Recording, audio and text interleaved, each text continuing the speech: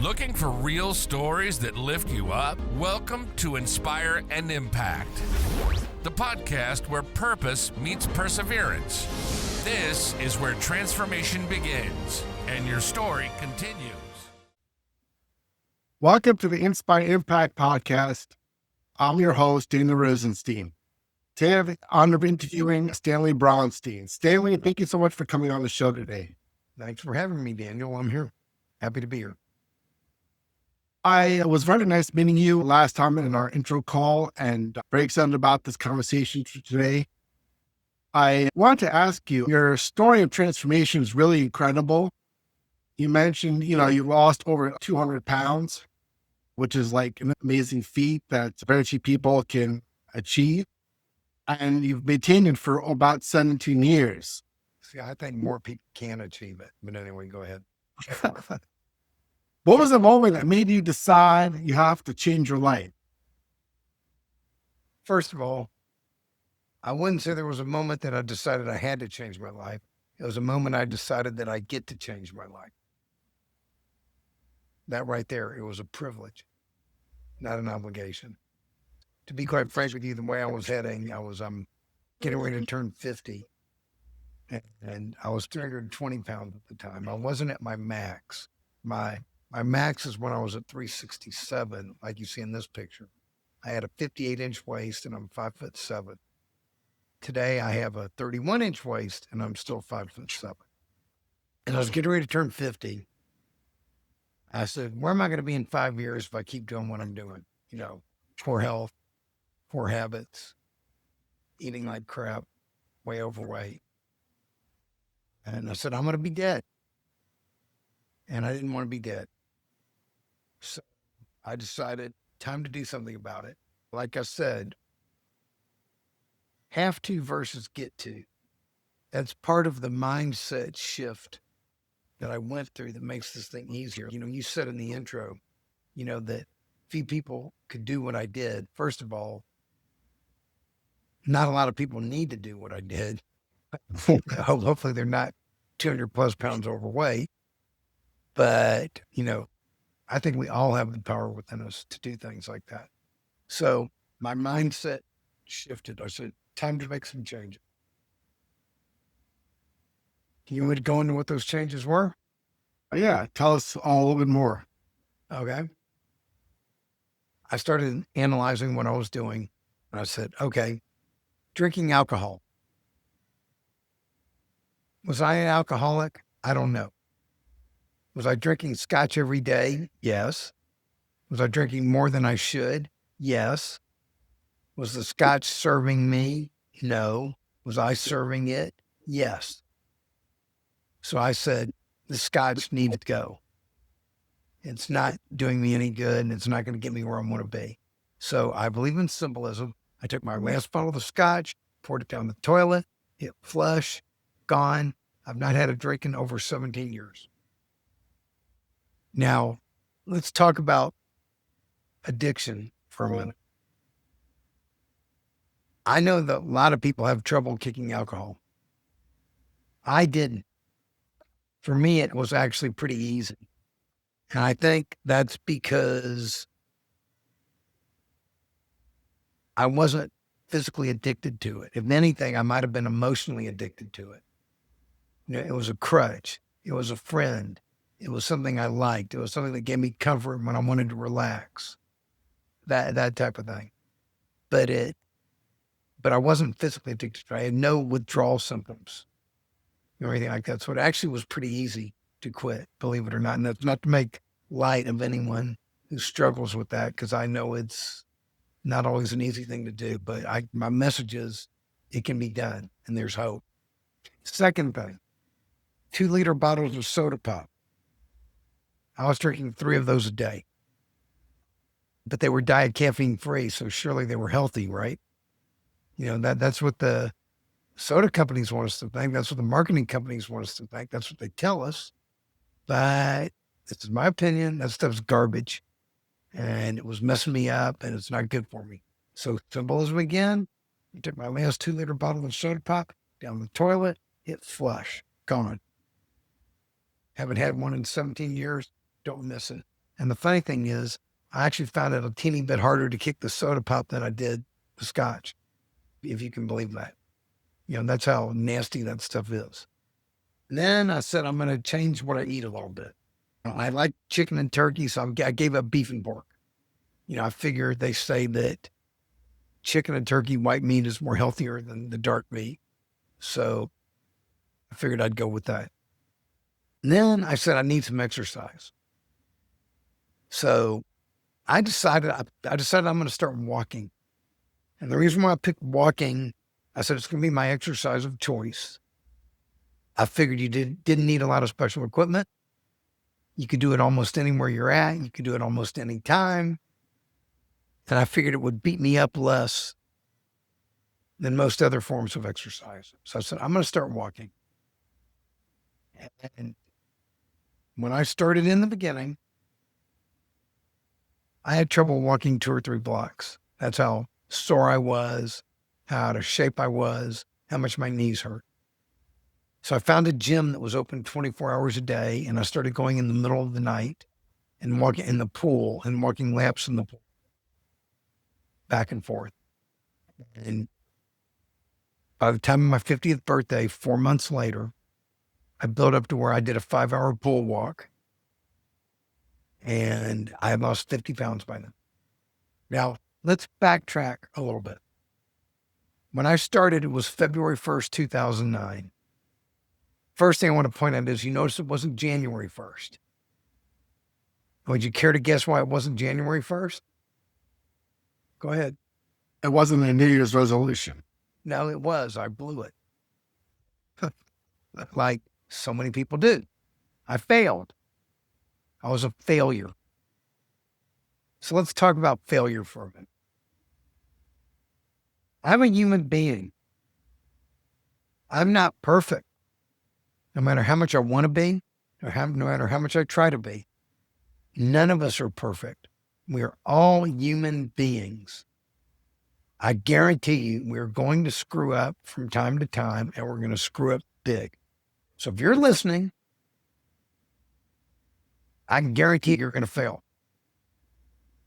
The question is, what do you do when you fail? Do you beat yourself upside the head? Do you say, I'm no good? Do you say, I'm worthless? Do you quit? Do you go back to your old habits? Or do you say, I messed up. I made some mistakes.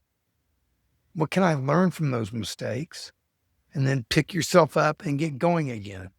Here's a lesson. Mistakes are proof that you're trying. You're going to make mistakes. It's just the way it is. The trick is to pick yourself back up and never stop. There's an old saying, fall down 7 times, get up 8. I've probably fallen down 1,000 times and got back up 1,001. So that's what made this time different.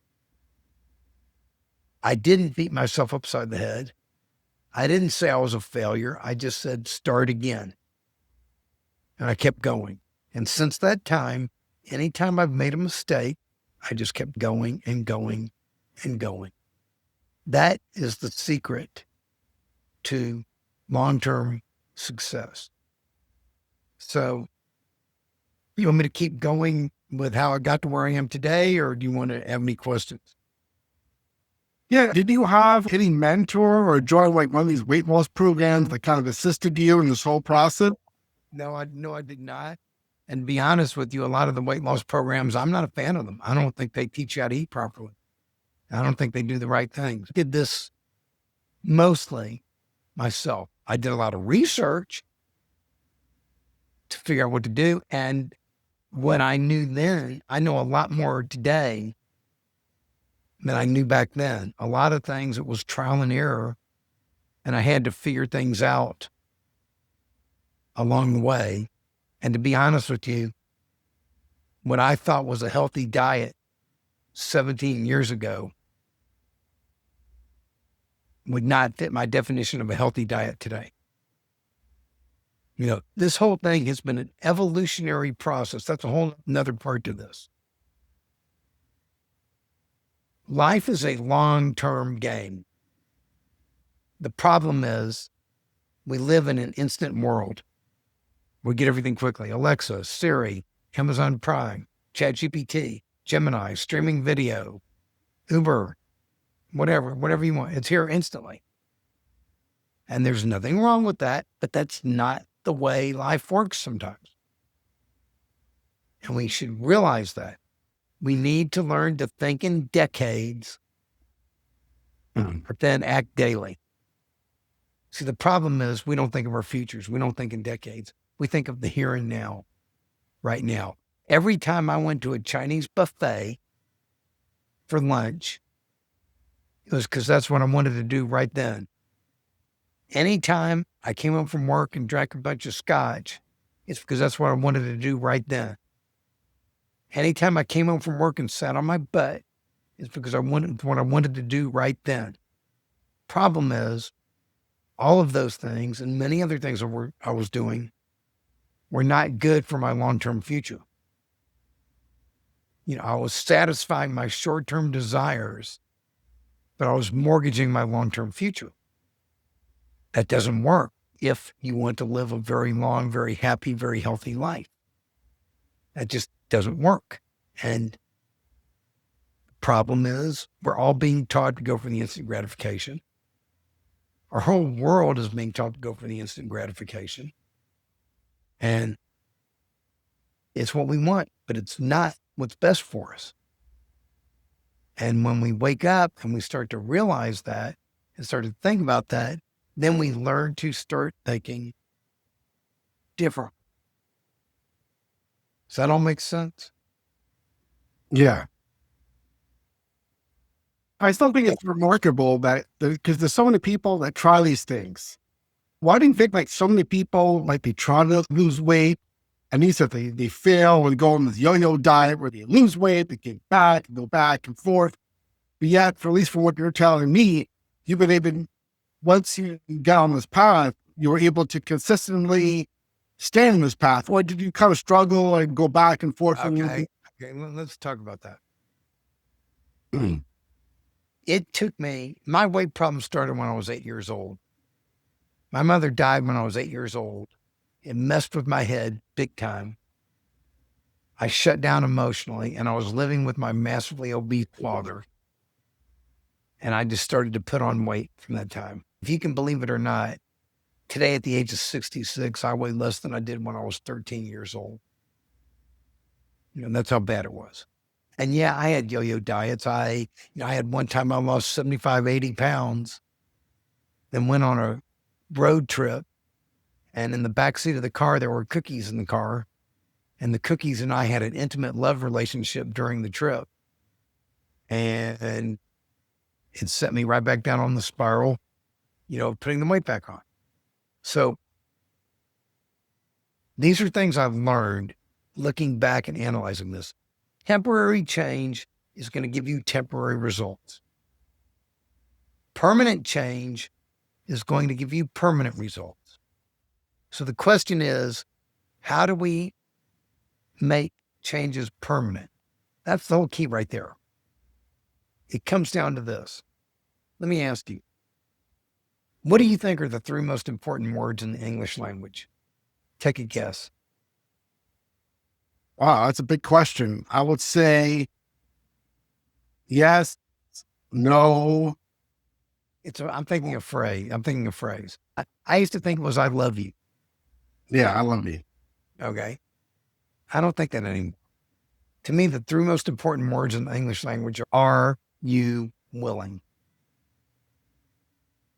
Because unless and until you become permanently willing to permanently make positive changes for the rest of your hopefully very long, hopefully very happy, hopefully very healthy life, you're not going to permanently get where you want to be.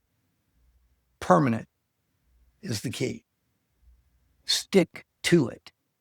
That's the key. See, anytime in the past when I yo-yoed, I had one time I lost 75 pounds, put it back on. Another time I lost over 100 and put 60 or 70 of it back on. Yeah. it's all about permanent change. Either something's good for you or it's not. I hate to be black and white, but sometimes black and white is what you need on these things. If it's good for you, do more of it. If it's bad for you, get rid of it. Okay, me. And it's developing discipline versus motivation. See, the problem is motivation is what gets people started. January 1st, 2009, I was motivated to get in shape and lose weight. Motivation wore off. I blew it. But it was when I became willing to eliminate my negative habits and to intentionally and consciously create some replacement positive habits. That was what made the difference. So, okay, Chinese buffets every day, gone. Scotch every day, gone. Soda pop every day, gone. Sit on my butt every day, gone. And then intentionally and consciously, I created a habit, go walking every day. Yes. Eat only healthy food every day. Yes. Meditate every day. Spend some time for myself every day. Yes. Those were intentional, positive habits that I put in place. Once again, I was not perfect. I made mistakes. If I look at the me from 17 years ago, I'm so far beyond that person, it's not even funny. The things I've learned, the things I've done, the things I'm capable of now that I could not do then. But that's okay. Because it would have been difficult, if not impossible, for me to go from where I was, to instantly go from where I was to where I am today. Remember what I said? Life is a long-term game. Okay, let me ask you this. Italian chef making tomato sauce. Can an Italian chef make you good tomato sauce in 5 minutes? All you got to do is throw some tomatoes in a pot, right? Yeah. No, it's got to simmer on the stovetop for hours, if not days, if not weeks. That's how they make good spaghetti sauce. So your life is the same way. It takes time, and it's okay that it takes time, as long as you get started and don't stop. That's the key. Does that all make sense? Yeah.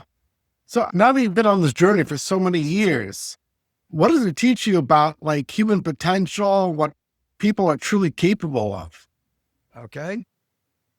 It taught me two things and led me to ask a question. First thing it taught me was that I'm more powerful than I ever imagined. Way more powerful. I went from a person who could not walk 2 or 3 blocks to a person who walks 13 to 15 miles every day. I walk a half marathon or more every day. I couldn't do that before. And why do I do that? Because I can. I'm not Superman. I'm not superhuman. I've built up to it. The reason why is I'm looking for my limits and I haven't found them yet. I've been searching for my limits for 18 years. I still haven't gotten there. There's more. See, that's why I talk about excellence. Excellence is you start from a base, what I call good enough. Stop being a perfectionist, become a good enoughist. Start from a base of good enough, but then just because it's good enough doesn't mean you can't work to make it better, stronger, faster, gradually work over time to build it up. And by doing it gradually, you don't break yourself. You test your limits, you see what you can do, and it gets better. So now, the second thing it taught me was if I'm more powerful than I ever imagined, if you're listening, listen to this, this concerns you, so is everybody else. I am no more special than anybody else. And nobody else is any more special than me. The truth is we are all special, each and every one of us. We are all more powerful than we ever imagined. You have it in you right now if you want to change your life in an instant. See, it took me 49 and a half years to get to the point where I changed my life in an instant. I work to teach people how to change their life in an instant without waiting the 49 and a half years. Because you don't have to hit rock bottom. You don't have to fall apart. All you have to do is make up your mind and become permanently willing to permanently do what it takes for the rest of your hopefully very long, hopefully very happy, hopefully very healthy life. All about willingness. That's why it's such a key to me. That's why I think those 3 words, are you willing, are so important. So that leads me to the next question I have. You created a system called the Way of Excellence, which you describe almost like a human operating system. What exactly do you mean? What exactly is the Way of Excellence? Like, how do you describe it to the audience? Okay. First of all, if you go to my website, which is at thewayofexcellence.com, thewayofexcellence.com, and Daniel will probably put it in the show notes. The system's there. It is a set of 20 concepts. Basically, see, what happened was, after I figured out I'm more powerful than I ever imagined, and that so is everyone else, it led me to ask a question. And the question is, if I could do all these things, what else is out there waiting for me to do that I haven't done yet? And the solution was, put this all into a system. See, I'm a CPA and an attorney. Part of me loves systems. So I said, how do I create this into a system that people can use, not just for weight loss, but for anything? My story is weight loss. Yours may be something totally different. Yours might just be that you're doing fine, but you just want to get better. It can be any of those things. So how do I put this into a system? So the first thing I figured out was it's not about perfection. It's about excellence. And I already briefly touched on that, because when you're a perfectionist, you're never good enough. You hate yourself. Nothing you do is good enough. Nothing anybody else does is ever good enough. And you punish yourself, you beat yourself up, you punish others around you, you beat them up too. And it's not good. But when you learn to accept, start from a base of good enough, and then work to improve over time, that's what excellence is. I said, okay, this thing's going to be about excellence, not perfection. So I came up with the name The Way of Excellence. I'm kind of a spiritual guy, so I came up with that. So I said, what are the qualities of an excellent human being? I didn't have ChatGPT back then. So I sat down for about a month and I started thinking through these things and figuring them out. I eventually came up with a list of 20 things. And over time, I put them in a specific order for a specific reason, because they build on each other. Some of the concepts are foundational concepts. Others are things that build off of those foundations. Number one, anybody who's been in a 12-step program, which I have not, but anybody who's been in one will recognize this one. Learning to tell it like it is. Tell yourself the truth. Don't BS yourself. Don't kid yourself. February 1st, 2009, I said, change or I'm going to be dead. You can't tell yourself the truth any more than that. But that was not the first time I had told myself that. The difference was I had reached a point where I was so disgusted with myself, so disappointed in myself, that I said, I can do better than this. I'm wasting my potential. This is ridiculous. This is BS. It's time to stop doing this. So that's where I hit upon the second part of that, which is, okay, you've told yourself the truth. Now you need to act on it. Act on it. That's the whole part. That's what was missing for me. Permanently act on it. Not temporarily act on it, permanently act on it. The moment I became willing to permanently act, this all became easier. It did. Again, not perfect. I've had ups and downs, starts and stops, zigs and zags, lefts and rights, backwards and forwards, but I've always been heading in the same steady direction from where I was to where I want to be. And I'm continuing to go that way. I've been doing it. I'm in my 18th year now of doing that. And to be quite frank with you, the person I was 17 years ago, we have the same DNA, but we are not the same people. Not by any stretch of the imagination. Now, number 2 in the system, and I already touched on this, life is a long-term game.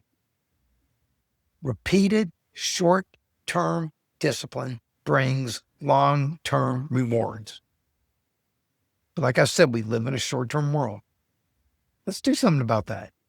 Sometimes focus on the long term. What's important in the long term? Every time I was going to a Chinese buffet, every time I was going home and drinking a bunch of scotch, every time I was going home and sitting on my butt, I was knocking days, months, weeks, years off my life and reducing the quality of my life. And that's the truth of the situation. So time to stop that. Learn to think in decades and then act daily in a manner that supports those decades. 3, taking personal responsibility. It was not my mother's fault that she died when I was 8 years old. It was not my father's fault that he had no clue how to eat a healthy diet, that he had no clue that I could have used some emotional support counseling back then. Face it, that was 1967. People didn't send kids to counselors back in 1967. And if you went to a counselor, it meant you were crazy, you were nuts, there was something wrong with you. And the truth is, yes, there was something wrong with me. My mother died and it messed with my head. But that's the way it goes. Not his fault. He did the best he could with what he knew. And even more importantly, it was not my fault either. It is what it is. Blame is irrelevant. Blame does not solve problems. Now, if you're a politician in Washington and you're listening to this, blame is irrelevant. Blaming each other doesn't accomplish a damn thing, except make everybody look stupid and frustrated. All that matters is figuring out what needs to be done and then doing it. That's it. Now, let's touch on something here real quick. If I could go back and change things that happened to me and things that I did to myself in my past, would I do that? The answer is yes, I would. But do I have any regrets for what I went through, what I put myself through? And the answer is no. It's because it was necessary for me to go through those experiences to learn what I know now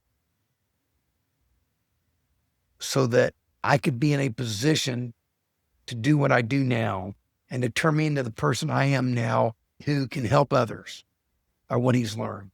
And I like that. So that's the way it goes. Like when I went there, it was my training, so to speak. Now, 4, embracing change instead of fearing it.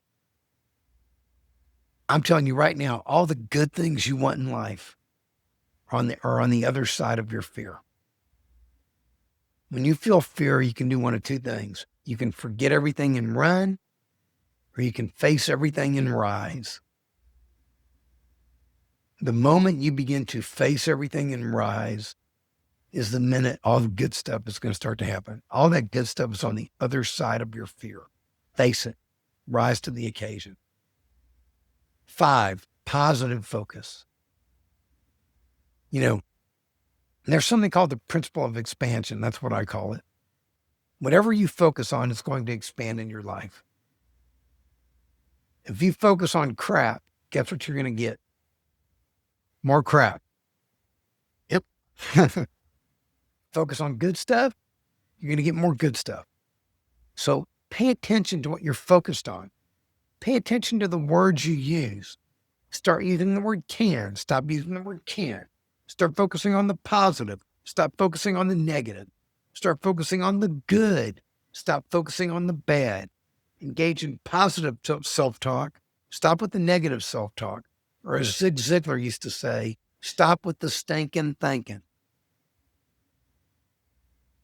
That makes a big difference. Now, 6, perspective. Here's an interesting one. We kind of touched on this in the very beginning when I interrupted you and corrected you. And I said I didn't have to do anything. I got to do it. It was my privilege. You know who taught me that? A woman I had met 2 years earlier. Her name was Peggy Chun. She lived in Honolulu, Hawaii. I was writing a book where I drove around the whole United States to interview 50 people and get their stories because I wanted to put them in a book about positive people with positive stories. Peggy Chun was the second person I talked to on the trip. I went to Honolulu. If you're going to start a trip around the United States, might as well start in Hawaii, right? So I went to Honolulu. The first person I interviewed said, "Are you going to be talking to Peggy Chun?" And I said, "No, who's she? I never heard of her." He said, "You've got to go talk to her. She's what this is all about." So I said, I found her daughter's phone number. I called her daughter and I said, "Can I come over?" And I told her what I was doing. "Can I come over?" She said, "Yes." When I met Peggy, Peggy was in the terminal stages of ALS, Lou Gehrig's disease. She was completely bedridden on a ventilator, could not speak, could not move. The only way she could communicate was trained people could hold up an eye chart and they could read her eye movements and she could spell out letters. And she could spell out words. And that was it. It took me 2 hours to do a 20-minute interview with her. Now, when I saw Peggy, the thought that went in my mind was, if I ever get like that, please put a pillow over my head and take me out because I want to die. Right there. I don't want to live like that. That was not Peggy's attitude. Peggy's attitude was, my grandkids are coming over later today. I can see out the window that it's a beautiful sunny day. They're going to take me outside and I'm going to play with my grandkids and we're going to paint. We're going to have a great time. You're getting ready to drive around the United States and you're going to interview these 50 fantastic people. Tell me about each and every one of them. I want to hear their stories. I wish I could go with you. This woman, who was in a physical state where I would want to be dead, had more joy for life than any person I've ever met in my whole 66 years. So, anytime I had a morning where I got up and I said, I don't feel like walking today. I don't want to do it. You know the old saying, what would Jesus do? I said, what would Peggy Chun do? And the answer is Peggy Chun would have gotten her lazy ass out of bed and she'd have gone for a walk and she might not ever come back because she was having such a good time. So when I didn't feel like doing it, I said, this one's for you, Peggy. And I got up and I went and I did it anyway. That's how you create discipline. When you realize that, see, here I was alive, breathing, could physically get up and go walk. And I was bitching more than a person who couldn't even get up and walk at all did. Puts it in perspective. So just start doing things. 7, vision. Dream big, bold dreams. You know, my dreams for what I want, my dreams for what I'm working for have expanded over the last 17 plus years. I have lots of goals. Lots of things I want to do. Some of them personal and some of them community related, some of them much bigger than that. All around helping people to experience what I've experienced. 8, giving. Learning to give first with no expectation of return. You see a homeless person on the street, you don't have to help them. It's your privilege to help them. Do it. You can help somebody else. It's your privilege to help them. Because if each and every one of us would start giving to others and start helping others, eventually someone would give something back to you. That's the way it works. But an important point, sometimes givers do need to set limits because takers rarely do. And there are people who will just take and they'll bleed you dry. So sometimes you do need to tell people, but learn to give first. 9, wise use of your time, energy, and resources. How do you use your time, energy, and resources? For example, the news. I spend 10 minutes a day. I go online. I read what's going on. I think I'm just as informed as anybody else out there as to what's going on around the world. And that's it. Because if I spent hours reading this stuff, all it would do is depress me and make me angry. And that's not healthy and that's not good. But I do need to know what's going on so that I can work to help make it better. So, do you spend time alone with yourself? I tell people, set aside a minimum of 15 minutes a day. Quiet time, just for yourself. If you want to meditate, use it to meditate. If you want to pray, use it to pray. If you want to just sit in a quiet room, sit in a quiet room. But 15 minutes a day just for yourself. I don't care how busy you are, how many kids you have, whatever it is you're doing, you should be able to find 15 minutes a day.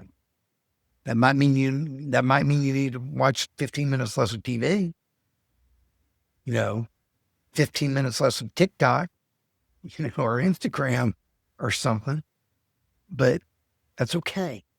So time just for yourself. And if you will set aside 15 minutes a day just for yourself, that's 90 hours over the course of a year. That's 2 full work weeks.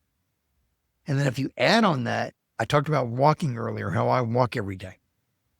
People ask me, do I need to walk as much as you do? The answer is no, you don't. I tell people all you need to walk is 20 minutes a day.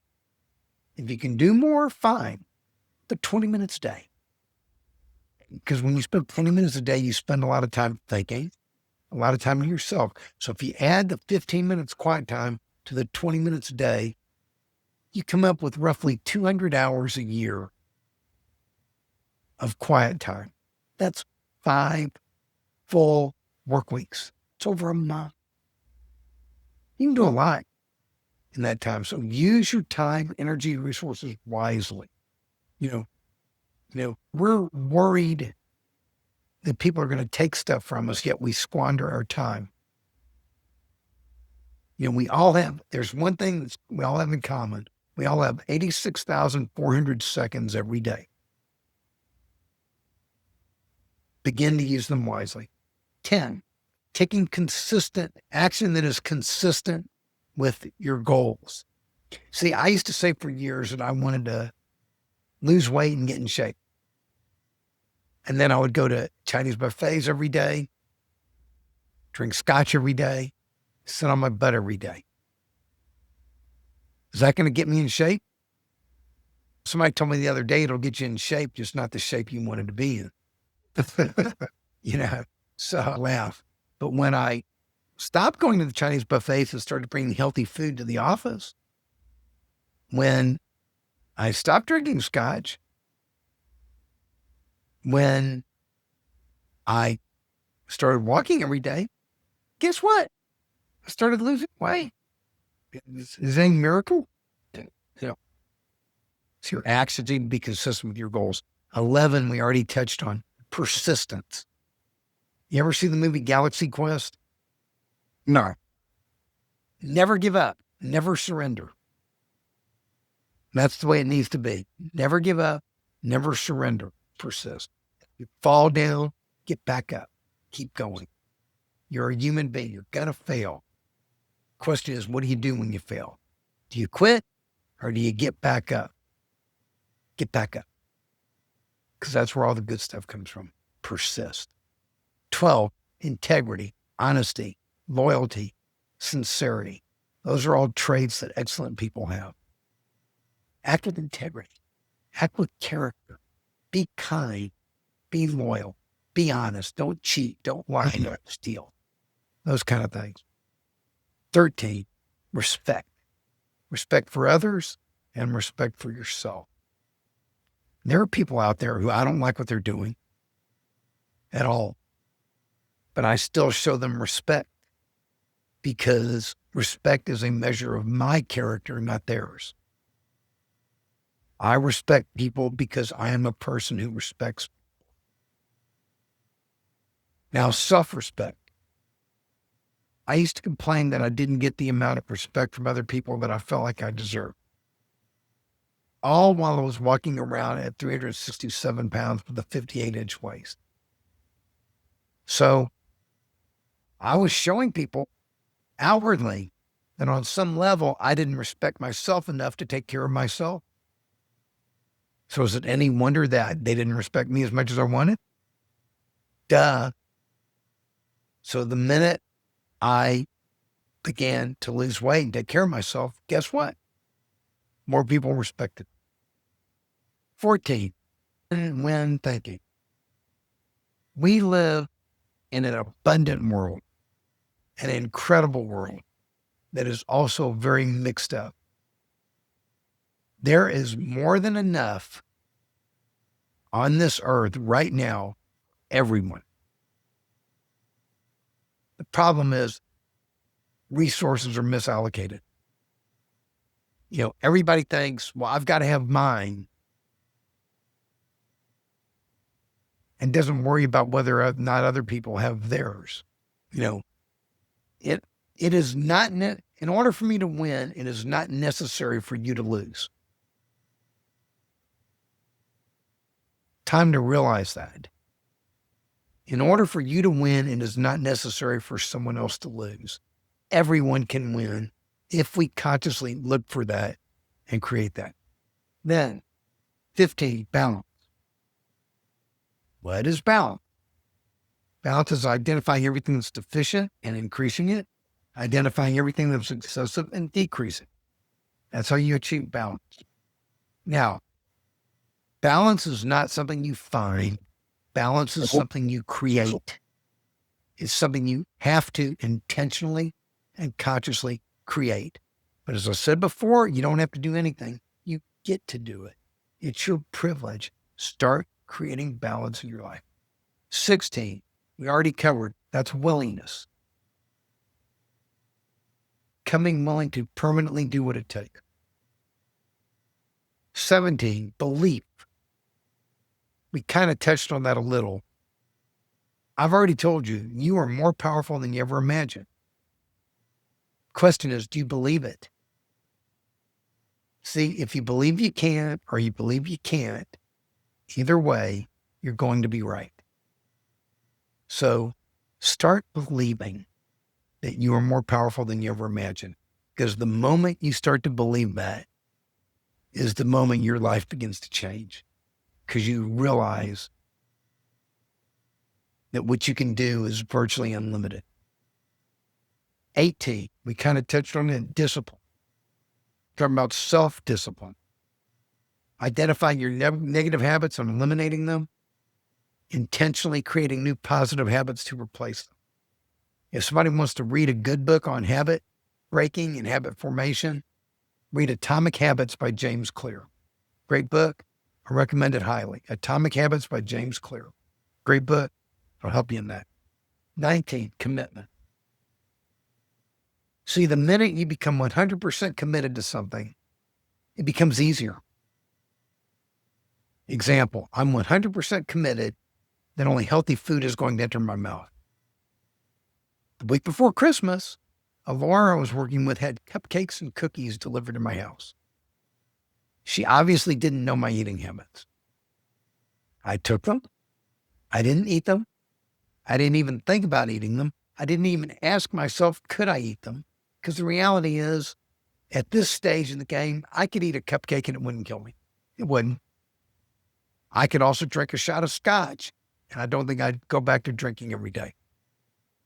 I could drink a can of soda pop. I don't think I'd go back to my old habits. But the reality is, I have no business doing any of those things.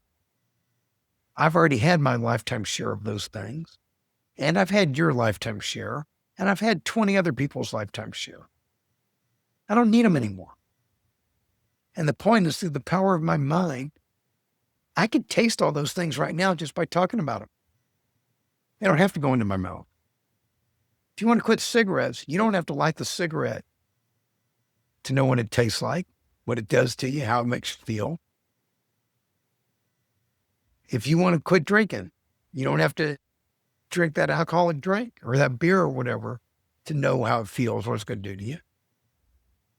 You don't have to do any of those things. You already, it's inside of you. Just visualize it, imagine it, and then don't do it. Same thing with the walking. I'm 100% committed that I'm going to walk every day. See, when you're 100% committed, you stop asking questions. If every morning I ask myself the question, am I going to walk today? Do I feel like walking today? Some days the answer is going to be no.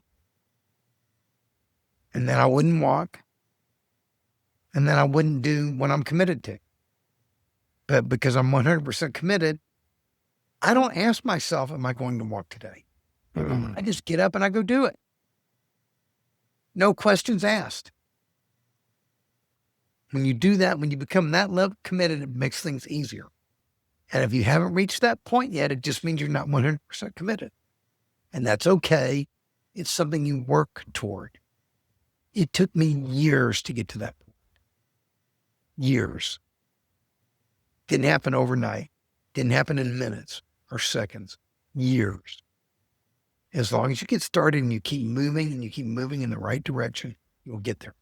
And the last thing, let's tie this into a bow. Integrating your mind, body, and spirit. We already talked about balance. You want your mind, body, and spirit to be in balance with each other. See, back when I was as big as I was, it's because I was all mind. All my attention and energy were focused on my mind, sitting in front of the computer, getting my work done, thinking. And I was neglecting my body, eating crappy food, drinking scotch, soda pop, no exercise. I was neglecting my body. So I needed to start focusing on my body more, giving my body more attention. And when I did that, things started to get better. Things improved. Only problem is I got to the point where I was so focused on my body, I started neglecting my mind. I didn't want to do my work. I didn't feel like it. I'd rather go out walking than do my work. So I had to put some habits in place to intentionally set aside time to do my work every day because it was important and it needed to get done. So bring it all into balance, and it's a constant evolving state of flux. And that's okay. The whole thing is to go all the way back to number one, awareness. If you're aware and you don't lie to yourself and you tell it like it is, you realize when things are out of balance, you realize when things are out of whack, and you do something to correct it. The other day I had a crappy day. I was in a shitty mood. I said, okay, that means I need to focus. I need to relax. I need to stop, breathe, catch up, go for a walk because that always puts me in a good mood, and relax. So it's becoming aware, paying attention to where you're at. So all that makes sense? Yeah, that was really wonderful. And it sounds like you spent a lot of time putting all this together. But That's what happens when you walk for hours every day. You do a lot of thinking. I can tell you do a lot of thinking. But this seems like a lot for someone to digest all at once with these, 20 different things that Let me tell you how to do that. yeah. First of all, I'm going to tell you how to get started, and I'm going to tell you what I recommend you do when you're starting. Simple things. First thing, go to my website, thewayofexcellence.com. On the home page, you scroll down, all 20 concepts are listed. Each one has a link to a video that's on YouTube. The videos are 8 to 12 minutes each. Watch one a day. That's it. 12 minutes a day. One a day. In less than a month, you'll have learned the whole system. Don't try to do it all at once. Do little chunks. And if you have kids or grandkids, they can watch this stuff with you. I purposely made the videos kid-friendly. Purposely did that. And they're entertaining. They're not all me sitting there going, blah, blah, blah, blah, blah. They're not like that. There's graphics, there's animations, there's all kinds of stuff, to get you thinking, get you going. So that's how you learn the system. That's how you take it in. Don't try to do it all at once. Okay. Second thing, here's the 4 things I recommend people do if they want to start feeling better physically and getting strong and feeling good. And these are all things that able-bodied people should be able to do. First one, eat less processed and more natural food. Less. I didn't say none. You want to eat a pizza. Just don't eat nothing but pizza. Fried chicken, or whatever it is you want. Less processed food, more natural food. By that, I mean fruits, vegetables, nuts, grains, seeds. All of this on my website. I've got a whole tab on there about healthy eating. It's all there. So if you read it, there's information, there's videos, there's graphics, there's lots of stuff there to help teach you this stuff. Just less. Get started less. Me, at this stage, I eat no processed food. But I didn't get that way. It took me years to get to that point. And it was a gradual evolutionary process that I consciously chose to make. Is because I realized that I felt better. Yeah. What happened to me when I stopped eating nothing but fruits, vegetables, nuts, grains, and seeds 8 years ago, I haven't been sick one time in 8 years. And that includes getting exposed to COVID. My wife caught COVID in the airport and brought it home. And I felt it for 2 days. I felt off for 2 days. I still did my walking and everything was okay. And my body threw it off. I had the vaccine, so I'm sure that helped me. But the point is, you build your immune system up. Less processed food. You're putting cleaner fuel into your gas tank. When you put crappy gas in your car, what happens? It knocks and it runs poorly. Same thing with your body. Cleaner fuel in your body. And while you're at it, put some cleaner thoughts into your head. If you watch the videos, that'll help you do that. Hang around people who have cleaner thoughts in their head. The Dalai Lama says, never let anyone walk through your mind with their dirty feet. Think about that. So hang around good people. That's one of the reasons I enjoy talking to you right now. This is a good conversation. It's a quality conversation. We're talking about good stuff. It's not a waste of time.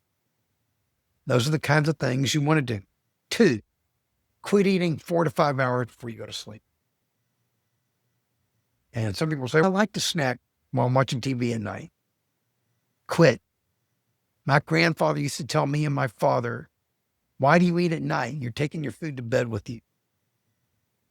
And if he were alive today, I would tell him that he was right. But at the time, my father and I laughed at him and said it was ridiculous. And all while he was skinny as a rail and we were big and fat. You figure it out. And the reason why I say that is when you quit eating 4 to 5 hours before you go to sleep, You start a process in your body known as autophagy, where your body has a chance to cleanse its cells, process the food. It takes 12, 13, 14 hours for this process to really get going. But if you go 4 or 5 hours before you go to bed and then you go sleep for 6, 7, 8 hours, you've got, 11, 12, 13, 14 hours maybe where you didn't eat any food. And then you wake up and you eat a healthy breakfast, something that's good, maybe some oatmeal, with no added sugar in it, no added salt in it, with fruit in it, with nuts, seeds, anything in it, whatever, something like that, something healthy with lots of fiber. You're starting your body off and you're allowing your body to heal itself.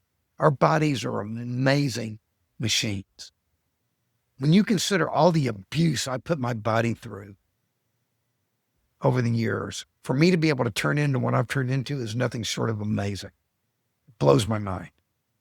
And I did it all with no drugs, no surgeries. And to show you how strong the body is, because I did it slowly and because I exercised along the way, my skin tightened up. I don't have all that excess flabby skin that so many people you see who've lost weight have. So quit eating 4 or 5 hours before you go to bed. I already touched on the third one. Walk at least 20 minutes a day. That's all. You don't have to do more. If you can, fine, but you don't have to. At least 20 minutes a day. That's it. Fourth, I've already touched on this one. Set aside 15 minutes every day just for yourself. So 4 things: eat less processed food and more natural food. Quit eating 4 to 5 hours before you go to bed. Walk at least 20 minutes a day.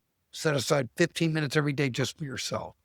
If you are able-bodied, there is no reason you can't do all 4 of those things. Let me ask you, Daniel, if every able-bodied person in the United States would do those 4 things, what do you think would happen to healthcare costs in this country? It may go down. May go down. They plummet. They would plummet. We would be so much healthier as a nation. It's not even funny. And the sad part is, you always talk about how, Europe, other places in the world, they eat better than we do. Guess what? Many of those countries have learned to adopt our habits. We should have been adopting theirs. So this applies to everyone. Just those 4 simple things. That's it. That's what I tell people to do. And you can do that. You're capable of that. But you have to be willing to permanently do those. That's it. It's that simple. And you want to learn the system, go to the website, watch 1 video a day. You will learn the system. Listen.